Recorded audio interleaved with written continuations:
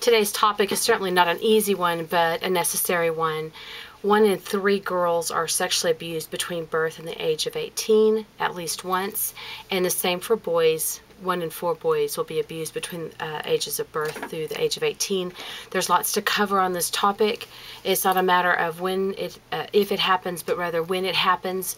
What I'd like to share with you is a book that I feel is full of information on what to do if a child tells you that they have been abused. Typically, children will lie to get out of trouble, but not into trouble. So they're not typically going to come up and tell you, but if one asks a non-leading question like, has someone ever touched you in your special places, then they are more apt to say yes. If you say, did Uncle Johnny touch you here last night? That's a leading question and won't hold weight as far as, many children at that point, if you're nodding when you're asking, they're just going to nod also. So it's important that you ask them a non-leading question in just overall, has anyone ever touched you? And so I'll be talking to you throughout the book on different things, but I wanted to go over a really helpful book. It's called I Can't Talk About It.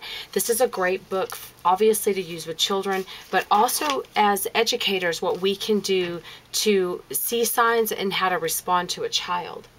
It is a book about sexual abuse and healing and learning to trust again. The story is by Doris Sanford and the pictures are by Gracie Evans. And it's dedicated to the child who hasn't told it yet. Annie didn't know what to call him, but decided Love Dove was best. Sometimes it was easier to call him Love for short. Besides, she wasn't sure if he was a dove. It didn't really matter. She knew he was her friend, and Annie needed a friend very much. Annie loved family vacations at Grandma's beach cottage, and she loved how Tide best of all. Everything that had been covered up was open to see, but this morning Annie was crying, and Love hopped over close and cocked his head so he could hear every word, and Annie said, I don't like my daddy sometimes. And Love said, tell me about that. And Annie said, I can't tell. Daddy said if I tell, he won't love me anymore, and he will lock me up in the darkest corner, and Mommy will leave if she finds out. Annie felt like throwing up just telling that much, but Love looked kind, so she continued. It all started 3 years ago. Daddy brought me special toys that he gave me when I went to bed. Then he lay down with me. At first I liked it. Before long, though, I was very mixed up. When I told Daddy I didn't like him touching my private parts, he said, you made this happen. You're causing it, and besides, you really like it. You just pretend you don't. I couldn't tell him how ashamed I felt, because Daddy had just lost his job and already was sad. He stayed home with my little sister and me while Mommy worked in the evenings. Besides, sometimes Daddy is bossy and mean, and I'm afraid of him. Love said, you can practice telling me what you wish you could tell your Mommy and Daddy, especially your Daddy. Someday I hope you will tell them how you feel. And Annie said, oh, Love, I have tried to tell Mommy 3 times, but once when I said I didn't want to go camping with Daddy, she said, don't be silly. Daddy would be so hurt if you didn't go. So I went, and I was the one who was hurt. Why do I have to tell Mommy, Love? Doesn't she know by looking at me? Love didn't talk a lot. Mostly Love listened. Love spoke quietly in a whisper and said, I can't hug you, but I want to. And he hopped up on Annie's shoulder and rubbed his soft feathers on her cheek. Annie cried big giant tears on his soft white body. Annie said, you're all white and clean.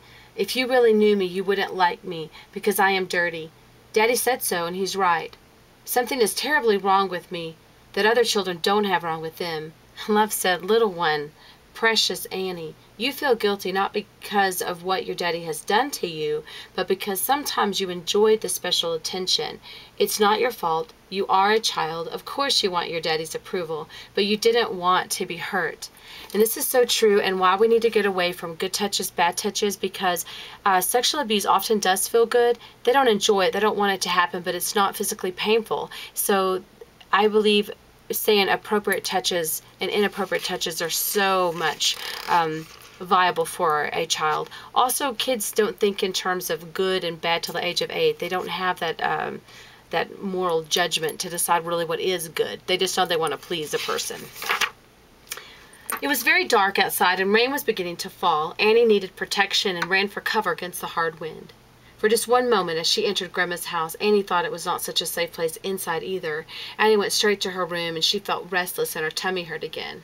She lay on her bed thinking, I'm so afraid. How can I make this stop? Who will protect me? Maybe I should run away from home. Love was perched on the windowsill. He looked at her in his gentle way and said, "I know you don't have words to explain what has happened to you, but you can show me on your doll if you like." And Annie did, and Love cried.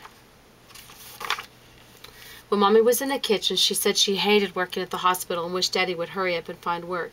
She told Annie, "Don't tell Daddy I said that because it'll make him angry and he might go away. We can't make it without him." Annie lay on her bed breathing like a frightened rabbit, just thinking about what Daddy had done to her. She even wet her bed down. She hadn't done that for years. Maybe it was because of the nightmares. Yeah, I bet that's it. I wet my bed during the nightmares. When she looked at Love, he nodded and said, "I believe what you have told me about your daddy is true. I know you wouldn't lie about something like that." He continued, "You didn't do anything wrong. I'm glad you told me. Later there may be other things you will want to talk about when you are ready. And when you are ready, little one, when you are ready, I will listen." And he said, "When Daddy said don't tell, I knew what he was doing was wrong. I began pretending I was asleep when he came to my room. We both knew I wasn't, but it made it easier." Love said, "I know. I know." The best part about talking to Love was that he was never shocked, disgusted, or upset when Annie told him. If he had been, Annie would have felt she caused these feelings, not her daddy. I must pause here to explain this is so true about a child who thinks egocentrically. Egocentric is a type of thinking that young children involve themselves with, that everything comes from them. And if a child tells a teacher what's happened, no matter how shocking it is, it's very, very important that we don't act overly shocked or oh my goodness, or hang on just a second, let me go get somebody. Any kind of reaction like that will make them think that they have done something wrong. You must be calm. You must tell them that they were right to tell you, and to tell them more if they're comfortable, and just listen to them. You can go tell the counselor, we can go get help later, but at that time the best thing you can do is listen, thank them for telling you, and believe everything that they tell you. Overreacting is not what we do with a young child when they're revealing this, because they, again, will think it's them. When the storm was over, Annie went home to the tide pools. It was a special place, but dangerous. The rocks that surrounded the pools were slippery, and the pools quite deep. Annie knew she could be hurt. Maybe if she fell, she'd be punished for being so bad. While she was sitting on the rock, Love hopped up close and said, "What do you mean bad, Annie?" And Annie said, "My daddy is mean to me, but it's okay because I'm a bad girl. I made my daddy do this. I wish I knew how to make him stop. If I'm good, Daddy won't hurt me anymore." Again, this is egocentric thinking, thinking the child caused this. Let's say Mom said, "Don't go down the hall," and the little girl went down the hall and the uncle was there and she was abused. She might think, well, it's my fault because I went down the hall. It's not logical thinking, but it is the thinking that the child will adopt. Love said, "You may have done some wrong things, Annie, but you did not cause this abuse. I know you feel you caused this, but you didn't. It's not your fault when others make wrong choices." And Love said, "What else are you thinking about, Annie?" "Well, once Mommy caught me touching my private parts in the bathtub and she screamed, 'Stop it, that's dirty.' So when I told her that Daddy touched me there, but she just looked mad and left me. Sometimes Mommy is at home at night when Daddy comes to my room. Why doesn't she stop him?" Love said, "It is because Mommy is hurting too. This is hard for you to understand now, but it is true. Your Mommy does love you. She is just afraid of what Daddy will do if she talks to him about this. But Annie, you have the right to say no. Because you love your daddy, it will be hard, but you can do it."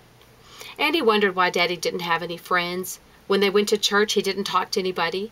She couldn't think of one person who was his friend. He must be very shy and lonely, she thought. And Love said, "You are right, Annie. Daddy is hurting too. He hasn't been able to admit that he needs help, or he doesn't know where to find it." Let me stop here to say, when you're reading a book to a young child, let's hold the book braced like this in one hand and encourage a child to just listen to the words, and then when you're done, you're going to show the book to everybody. And I'm saying this now because I'm not sure when I'm going to be able to do a lecture on this. But once you've read the words, you take the book, and in the same way, left to right, you slowly turn the book around and then continue. And remember just to read the words in the book. Don't stop a lot like I'm doing to discuss, but simply read the book. That keeps the pleasure of the book going. Not on this particular topic, I understand, but typically when you read a children's book, that is the case. Now Annie cried and she said, "Love, who can I trust? Who will be on my side?" And Love said, "The hardest job of all will be learning to trust again." In the morning, very early, Annie tiptoed out of the cottage and went down to the beach. It was so peaceful and quiet except for the sounds of the sea. The waves had washed the beach clean again, and Annie whispered, "If only I could feel clean." It happened again last night. She heard him coming down the hall to tuck her in. Daddy didn't bring presents anymore, and he wasn't patient. When Annie started to cry, he said sharply, "Be quiet, I need you. Don't cry." And that's when Annie decided to tell. She jumped up and marched into Mommy and said, "Daddy is hurting me, and you just have to stop it now." At first, Mommy screamed and cried and yelled at Daddy. It scared Annie. But after a while, she wrapped her arms around Annie and said, "It won't ever happen again." And Annie knew it was the truth. Love said, "Some abused children never tell. You were very brave. I am so proud of you." Love said, "I have something to tell you that is very important. You feel like a little broken dolly now, and dirty and hurt and guilty and sad. But there are many good people who will never, never hurt you. You won't always feel like this. And Annie, something else. I love you, and I know all about you." And I think that's so important, that a child always receives unconditional love.